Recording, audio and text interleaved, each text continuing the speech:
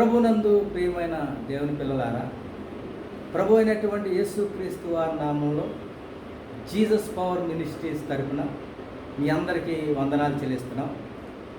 సువార్త అనగా ఏమిటి? What is the gospel?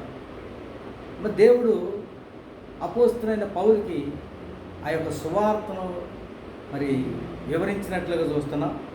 1 కొరింథీయులకు రాసిన పత్రిక 15వ అధ్యాయము 1 నుంచి 5 వచనాల వరకు ధ్యానం చేసుకుందాం. అపోస్తలుడైన పౌలు దేవుడిచ్చినటువంటి సువార్తను, ఉపదేశాన్ని కొరింథీ సంఘంతో తెలియపరుస్తున్నాడు. నేడు మనతో కూడా సువార్త అంటే ఏమిటో తెలియపరుస్తున్నాడు. మరియు సహోదరులారా, నేను మీకు ప్రకటించిన సువార్తను మీకు తెలియజేస్తున్నాను. మీరు దానిని అంగీకరించితిరి, దాని యందు నిలిచి ఉన్నారు.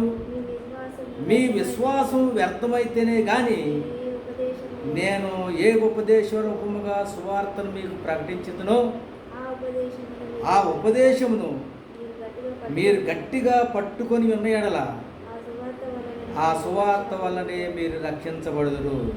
అపోస్తలుడైన పౌలు దేవుడిచ్చినటువంటి సువార్తను కొరింథీ సంఘంతో మాట్లాడుతున్నాడు. నేడు మనతో కూడా మాట్లాడుతున్నాడు. దేవుడిచ్చినటువంటి ఉపదేశాన్ని, సువార్తను నేను మీకు తెలియజేశాను, మీరు అంగీకరించారు, దాని యందు నిలిచి ఉన్నారు. మీ విశ్వాసం వ్యర్థమైతేనే కానీ నేను ఏ ఉపదేశ రూపముగా సువార్తను ప్రకటించదునో ఆ ఉపదేశం, ఆ సువార్తను మీరు గట్టిగా పట్టుకొని ఉన్న ఎడల ఆ సువార్త వలనే మీరు రక్షించబడతారు. పాతాళం నుంచి నిత్య నరకానికి వెళ్లకుండా మరి మీరు పరలోక రాజ్య వారసులుగా అవుతారని మరి తెలియపరుస్తున్నాడు. 3వ వచనంలో, నాకు ఇవ్వబడినటువంటి ఉపదేశాన్ని మొదటిగా మీకు అప్పగించాను. ఏదైతే దేవుడు నాకు ప్రకటించాడో, ఏదైతే మీరు అంగీకరించారో, ఏ సువార్త ఏదైతే నిలిచి ఉన్నారో, మీ విశ్వాసం వ్యర్థం కాకుండా మరి మీకు ప్రకటించబడిన సువార్తను, ఉపదేశాన్ని మీరు గట్టిగా పట్టుకున్నప్పుడు దేవుడు వచ్చే వరకు మీకు కలిగి ఉన్న దానిని గట్టిగా పట్టుకొనండి. కాబట్టి యేసుప్రభువు వారు చెప్పాడు, నేను వచ్చే వరకు మీకు కలిగి ఉన్న దానిని గట్టిగా పట్టుకొనండి. ఏం కలిగి ఉన్నారంటే, మరి మీరేం కలిగి ఉన్నారో దేవుడి నుంచి శ్రేష్టమైన ప్రతివి యాకోబు రాస్తాడు 1వ అధ్యాయం 17వ వచనంలో, శ్రేష్టమైన ప్రతివి సంపూర్ణమైన ప్రతివరమును జ్యోతిర్మయుడగు తండ్రి యొద్ద నుండి వచ్చును. దేవుడు మీ ప్రార్థనను బట్టి, మీ విశ్వాసాన్ని బట్టి, మీరు అంగీకరించినటువంటి ఆ సువార్తను, మీరు దాని యందు నిలిచిన దాన్ని బట్టి మీ విశ్వాసం వృధా కాకుండా మరి మీకు ప్రకటించబడినటువంటి సువార్తను గట్టిగా పట్టుకుంటే మీరు రక్షించబడతారు. ఏమిటా సువార్త అంటే 3వ వచనంలో, నాకు ఇవ్వబడిన ఉపదేశమును మొదట మీకే అప్పగించితిని. అదేమనగా, నాకు ఇవ్వబడిన ఉపదేశాన్ని, నాకు ఇవ్వబడినటువంటి దేవుడిచ్చినటువంటి శ్రేష్టమైన జీవితాన్ని నేను మొదటగా మీకు అప్పగించాను. మీరు అంగీకరించారు, మీరు దాని యందు నిలిచి ఉన్నారు.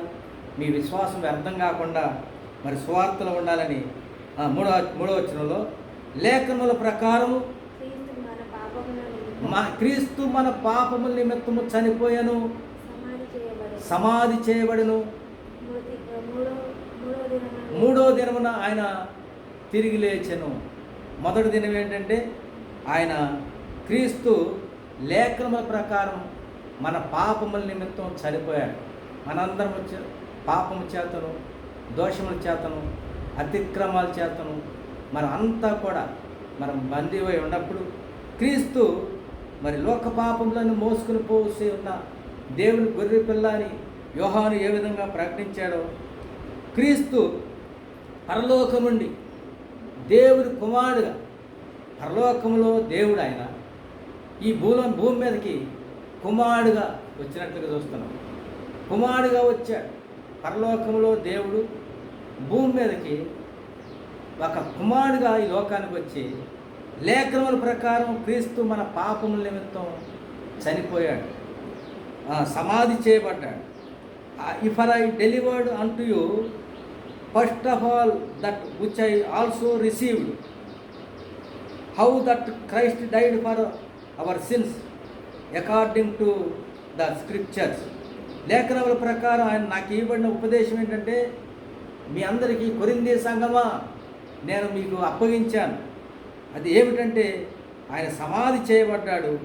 లేఖనముల ప్రకారం మరి సమాధి చేయబడతామే కాదు, మూడో దినాన ఆయన తిరిగి లేపబడ్డాడు ఆయన యొక్క. And that he was buried and that he rose again the third day according to the scriptures.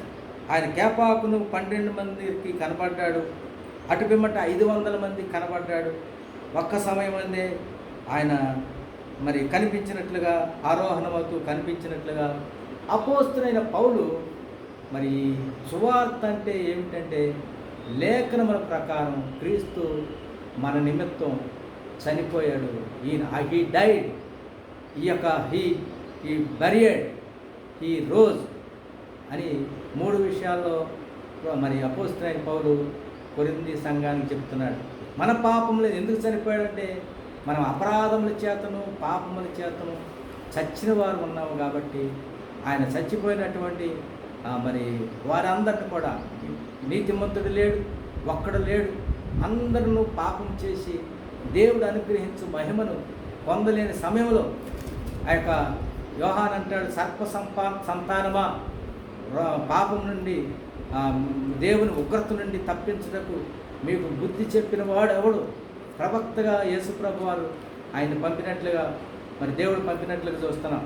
మరి సంతానం ఎట్లా సంతానం అయ్యారు? మరి ఏదేని తోటలో ఉన్నటువంటి అవ్వ దేవుని యొక్క మాటను మెరడాన్ని బట్టి, తినవద్దన్న పండు తినడాన్ని బట్టి మరి సర్పం మాటలు విన్నది కాబట్టి ఇది నిజమా అని మరి సర్పం మాటలు విని ఆ ప్రకారంగా దేవుడు ఆదాముకు చెప్పాడు, ఈ తోట చెట్లు దేని ఫలాలైనా తినొచ్చు, కానీ ఆ యొక్క మంచి చెడులు తెలివినిచ్చు వృక్షఫలం తినవద్దని చెప్పినప్పుడు ఆ ప్రకారంగా ఆదాము కూడా ఆ మాటలని ఆ ప్రకారం తినేశాడు. తర్వాత వారు ఏదేని తోటలోంచి బయటికి పంపబోయబడ్డారు. ఆదాము చేసిన దోషాన్ని బట్టి వారందరూ కూడా భూమి మీద సర్ప సంతానమయ్యారు.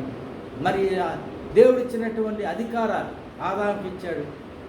మరి ఏ విధంగా అధికారం ఇచ్చారంటే, సమస్త జ్ఞానం ఆకాశంలో ఉన్నాయి, భూమి మీద ఉన్నాయి, సముద్రం మీద ఉన్న ప్రతి జీవిని ఏలుడని దేవుడు అధికారం ఇచ్చినటువంటి తాళపు చెవులు ఆ యొక్క సర్పం దొంగిలించినట్లుగా చూస్తున్నాం.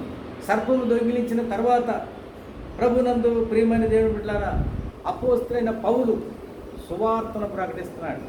లేఖనముల ప్రకారం మరి యాజ్ పర్ స్క్రిప్చర్స్, లేఖనం ప్రకారం ప్రభు అయినటువంటి యేసుక్రీస్తు వారు మొదటి దినం చనిపోయాడు. ఆయన భూమి మీదకి వచ్చిన దగ్గర నుంచి చనిపోయే వరకు ఒక దినం. రెండవదిగా సమాధి చేయబడటం రెండవ దినం. మూడవదిగా ఆయన తిరిగి లేపబడటం, ఆయన రోజు రిజరెక్షన్ అవ్వటం మూడవ దినం. మరి వాస్తవానికి ఆదికాండం 1వ అధ్యాయంలో మరి దేవుడు 3 దినాలను చూస్తాం. అక్కడ ఏమని ఉందంటే, ఆయన దేవుడు ఆది యందు దేవుడు భూమి ఆకాశాన్ని సృజించెను. భూమి నిరాకారముగా ఉండెను, శూన్యముగాను ఉండెను, చీకటి అగాధ జలముల పైన అల్లాడుచుండెను. దేవుని ఆత్మ జలముల పైన అల్లాడుచుండెను. దేవుడు ఆది యందు భూమి ఆకాశాన్ని సృజించాడు. అది అనాది కాలం, ఎప్పుడో కోటాను కోట్ల సంవత్సరాల క్రితం దేవుడు భూమి ఆకాశాన్ని సృజించాడు. మరి భూమి ఎలా ఉన్నది? నిరాకారముగా ఉన్నది, శూన్యముగా ఉన్నది. మరి ఆ యొక్క తర్వాత చదవండి, చీకటి అగాధ జలముల పైన అల్లాడుతున్నది. దేవుని ఆత్మ చీకటి అగాధ జలాన్ని కమ్మి ఉన్నది. దేవుని ఆత్మ జలముల పైన అల్లాడుతున్నది. చూసారా? మరి దేవుడు భూమి ఆకాశాలను కలగజేశాడు, కానీ మరి భూమి నిరాకారంగా ఉన్నది, శూన్యంగా ఉన్నది. చీకటి అగాధ జలముల పైన కమ్మి ఉన్నది, అగాధ జలముల పైన కమ్మి ఉన్నది. దేవుని ఆత్మ జలముల మీద అల్లాడుతుంది. రెండు కూడా చీకటి ఉన్నది, దేవుని ఆత్మ కూడా అదంతా చీకటి అంతా అగాధ జలముల మీద కమ్మి ఉన్నది. మరి దేవుని ఆత్మ అల్లాడుతుంది. ఏం చోటు లేక, మనశ్శాంతి లేక, నెమ్మది లేక, సంతోషం లేక, నేను సృష్టించినటువంటి ఈ సృష్టి చీకటి కమ్మేసింది, చీకటి ఆవరించింది అని ఆ యొక్క దేవుని ఆత్మ అల్లాడుతుంది. ప్రభునందు ప్రియమైన దేవుని బిడ్డలారా, అప్పుడు కొన్ని సంవత్సరాలకి ప్రభు అయిన దేవుడు మొదటి దినాన వెలుగు కలిగినగా కానీ మరి చెప్పినట్లు చూడండి. దేవుడు వెలుగు కమ్మని పలకగా వెలుగు కలిగెను, వెలుగు మంచిదైనట్టు.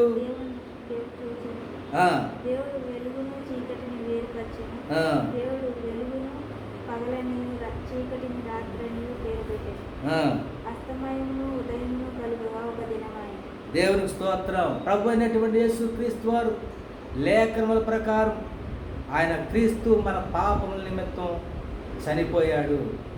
మరి ఆకాశము భూమి ఏ విధంగా దేవుడు సృష్టించినటువంటి ఆకాశము భూమి ఎలా మరి భూమి ఆకాశాలు సృజించాడు.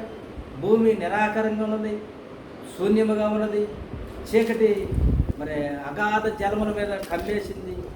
దేవుని ఆత్మ అల్లాడుతుంది. అలాంటి సమయంలో దేవుడు వెలుగు కమ్మని పలికాడు.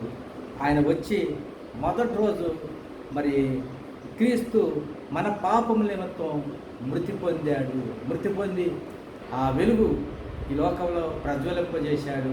నిరాకారంగా ఉన్న భూమిని, శూన్యముగా ఉన్నటువంటి భూమిని ఆయన ఏ విధంగా మరి చీకటి అగాధ జలముల మీద అల్లాడుతున్నది, చీకటి అగాధ జలాన్ని కమ్మి ఉన్నది.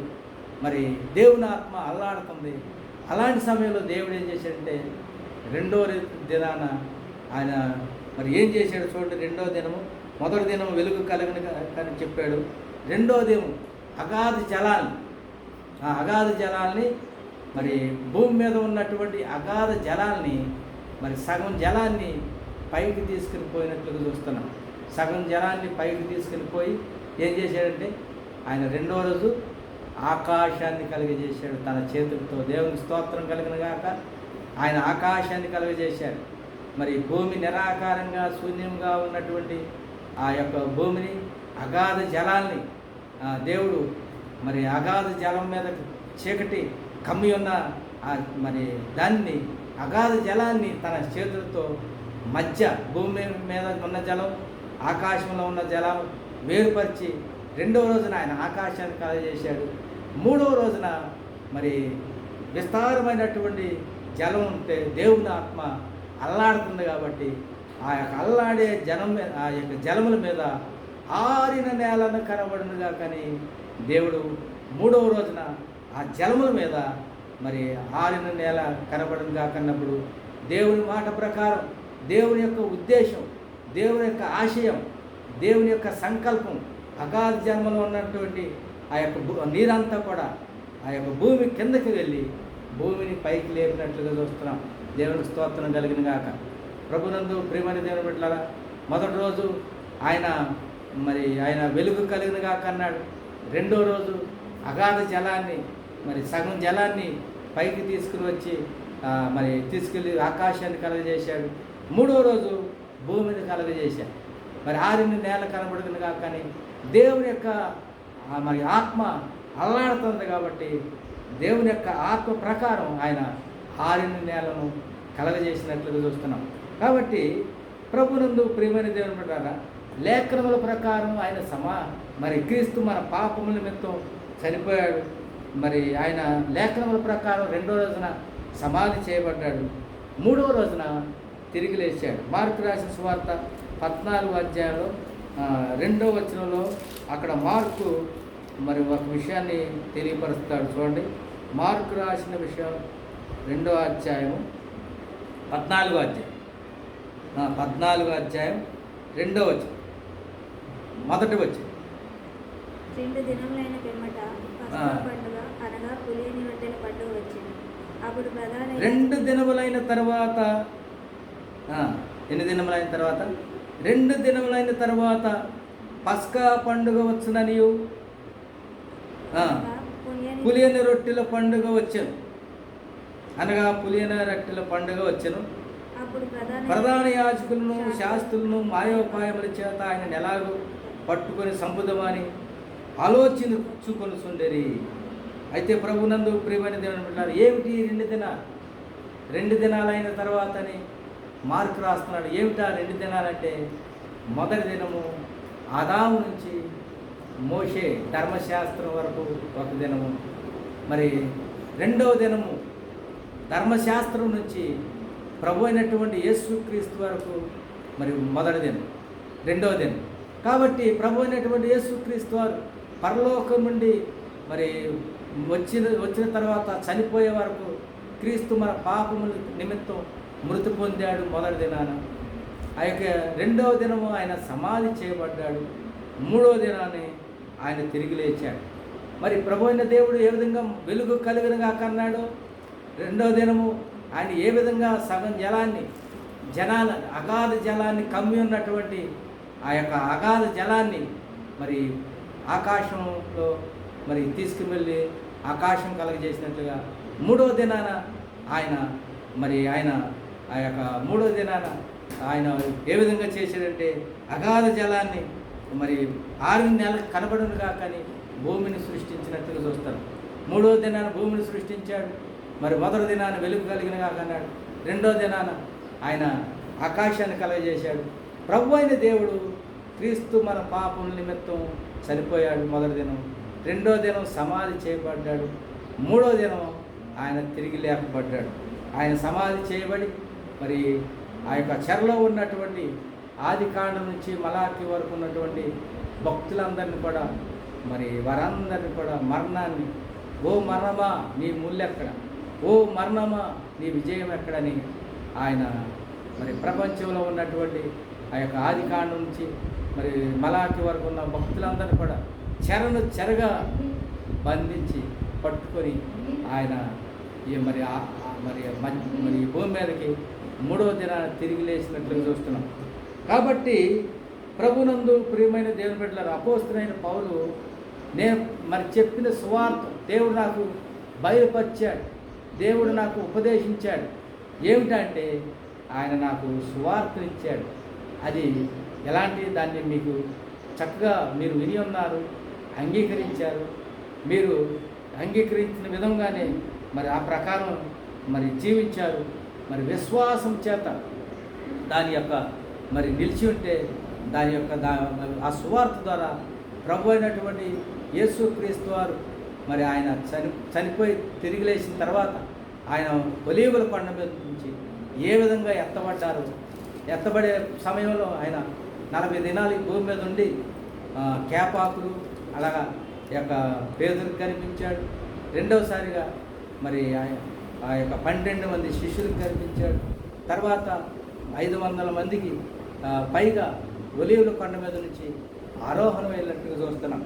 కాబట్టి ప్రభునందు ప్రియమైన దేవుని బిడ్డలారా, 4వ దినం ఆయన చేసింది ఏంటంటే, సూర్యుడు, చంద్రుడు, నక్షత్రాలు, మరి గ్రహాలు అన్నీ కలిగి ఆకాశ విశాలంలో ఉన్నటువంటి మరి జ్యోతులను పగటిని నేలటానికి, చీకటిని నేలటానికి, రాత్రిని నేలటానికి దేవుడు ఆకాశ విశాలంలో 2 జ్యోతులను నిర్మించాడు. కాబట్టి 4వ దినం మరి ఆయన భూమి మీద ఉన్నటువంటి ఆయన యందు విశ్వాసం ఉంచి ఆయన సువార్తలో నమ్మిక అంగీకరించి ఆయన సువార్త ప్రకారం నడుచుకునే వారికి, విశ్వాసంతో మరి దేవుని యొక్క అడుగుజాడలో నడుచుకునే వారికి ఆయన ఏ విధంగా ఎత్తబడ్డాడో, ప్రభు అయినటువంటి యేసుక్రీస్తు వారు మరి భూమి మీద నుంచి ఏ విధంగా ఎత్తబడ్డారో వారందరూ కూడా ఎత్తబడి మధ్యాకాశంలో ఉన్నట్లుగా మరి దేవుడు 4వ దినం మరి ఆ విధంగా జరగబోయేది. అలాగే ఆ యొక్క యోహాను కూడా ఇక్కడికి రమ్ము అని చెప్పినప్పుడు భూమి మీద నుంచి ఆయన మరి దేవుని యొక్క రాజ్యంలోకి వెళ్ళినట్లుగా మరి 12వ అధ్యాయం 1 కొరింథీ 12వ అధ్యాయంలో కూడా ఆ యొక్క పౌలు ఏ విధంగా నేను పరదేశికి వెళ్ళాను, అది వచ్చే వికరింప కానీ ఆ యొక్క నేను శరీరంతో వెళ్ళాను, లేకపోతే మూడో ఆకాశానికి వెళ్ళాను, ఆత్మతో వెళ్ళాను తెలియదని ఆయన ఆ విధంగా. కాబట్టి మనమంతా కూడా ఎత్తబడాలంటే ఆయన్ని అంగీకరించాలి, ఆయన యందు నిలిచి ఉండాలని, ఆయన వాక్య ప్రకారం నిలిచున్న ప్రకారం ఆయన వాక్యంలో మనమంతా కూడా నిలిచి ఉన్నప్పుడు మనమంతా కూడా ఆయన రాజ్యంలో జ్యోతుల వల్లే ప్రతి ఒక్కరు కూడా భూమి మీద వారి యొక్క వెలుగును తమ భూలోకం నుంచి తన రాజులు దీపాలను తీసుకుని వెళ్తారని ప్రకటన రాసిన గ్రంథంలోది. భూరాజులు తమ మహిమను పరలోక రాజ్యానికి తీసుకుని వస్తారని. కాబట్టి అలాంటి దేవుని యొక్క నువ్వు ఎంత మహిమ కలిగి ఉన్నావు, ఎంత దేవునితో ఎంత ఆ యొక్క యోహానైతే మండుచు ప్రకాశిస్తున్న దీపమై ఉన్నాడు. నువ్వెలాగున్నావు? ఒక రెడ్ లైట్వా, లేకపోతే జీరో ల్యాంపువా, లేకపోతే 60 క్యాండిల్ బల్బువా, 100 క్యాండిల్ బల్బువా, ట్యూబ్ లైట్వా? నీవు ఈ భూమి మీద దేవుని కొరకు ప్రకాశించే విధంగా పెద్ద ఎలోజిన్ ల్యాంపువా? ఈ భూమి మీద ఎంతైతే నువ్వు ఆ దేవుని యొక్క బుద్ధిగల కన్నికల్లాగా నీ దీపాలు వెలిగింపనిస్తారో అందుకే దేవుడు వెలుగై ఉన్నాడు. నేను మీకు వెలుగై ఉన్నాను కాబట్టి మీరు కూడా మీ లోకానికి వెలుగై ఉన్నారని దేవుడు తెలియపరిచినట్టుగా చూస్తున్నాం. పరలోక రాజ్యానికి వెళ్ళిన తర్వాత ప్రకటన రాజ్య గ్రంథం 7వ అధ్యాయం ఆ యొక్క 18వ వచనంలో ఒక మాట ఉంది. 7వ అధ్యాయం 18వ వచనం ఏమనుందంటే, ప్రకటన రాసిన గ్రంథం 7వ అధ్యాయం ప్రకటనగా దానియేలు రాసిన గ్రంథం 7వ అధ్యాయం 18వ వచనంలో భూరాజులు ఏమైనా ఉందంటే 7వ అధ్యాయం 18వ వచనం, ఆ రాజ్యము అంతము లేని రాజ్యం ఏమి ఉండదు. చేతి సహాయం లేనటువంటి ఆ రాయి పరలోకం నుండి దిగివచ్చి బబులోను సామ్రాజ్యాన్ని, మాదీయ పారసీక సామ్రాజ్యాన్ని, అలాగే గ్రీకు సామ్రాజ్యాన్ని, అలాగే రోమా సామ్రాజ్యాన్ని, తర్వాత బ్రిటన్ సామ్రాజ్యాన్ని, ఈ సామ్రాజ్యాలన్నింటి కూడా పతనం చేసి బూడిద చేసి ఆ యొక్క పెద్ద గాలికి ఆ బూడిదంతా వెళ్ళి సముద్రంలో పడినప్పుడు ఆ రాయి చేతి సహాయం లేని రాయి అంతంత ఆకాశ పర్వతం అంతా అయినట్లుగా ఆ రాజ్యము అంతము లేని రాజ్యమై ఉన్నది. దానిని పొందిన వారికే తప్ప ఎవరికి తెలియదు. వారు దేవుని రాజ్యంలో యుగ యుగాలు వారు ఏళ్తారు.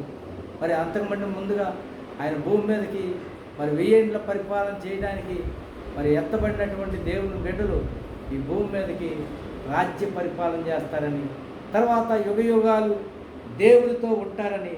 అలాంటి స్థితి రావాలంటే సువార్తను విశ్వసించాలి, సువార్తను ప్రకటించాలి. అపోస్తలుడైన పౌలు సువార్తను దేవుని దగ్గర నుంచి ఉపదేశం పొందుకున్నాడు, దానిని ప్రకటించాడు, దాన్ని అంగీకరించారు, దాని యందు నిలిచి ఉన్నారు. విశ్వాసం చేత వారు తన జీవితం అంతా అదే విధంగా ఉన్నారు కాబట్టి ఆ యొక్క విశ్వాసం చేత ఉన్నారు కాబట్టి సువార్తలో నిలిచున్నారు. వారు యేసు ప్రభు వారు ఏ విధంగా పాపంతో చనిపోయాడో, సమాధి చేయబడ్డాడు, ఆయన ఏ విధంగా రిజరెక్షన్ పునాది ఆ యొక్క పునరుద్ధానం ఏ విధంగా 3వ దినాన పునరుద్ధానం జరిగిందో ప్రభునందు ప్రియమైన దేవుని బిడ్డలారా, అపోస్తలులు వారి యొక్క పరిచయులు శాస్త్రులు కూడా 2 దినాలు అయిన తర్వాత యేసు ప్రభు వారిని బంధిస్తామని ఆలోచిస్తే యేసు ప్రభు వారు ఆ 2 దినాలు అయిన తర్వాత మోషే వరకు ఒక దినం, మోషే నుంచి యేసు ప్రభు వారు ఒక దినం, ఆ 3వ దినాన యేసు ప్రభు వారు శిష్యులను పంపించాడు. ఎక్కడో యెరూషలేముకి వెళ్ళండి, అక్కడ వారి యొక్క ఒక మనుషుడు కొండను వెళ్తూ ఆ యొక్క యెరూషలేము వీధులు వెళ్తాడు, వాని వెంబడి వెళ్ళండి, అక్కడ వాని యజమానుని అడగండి.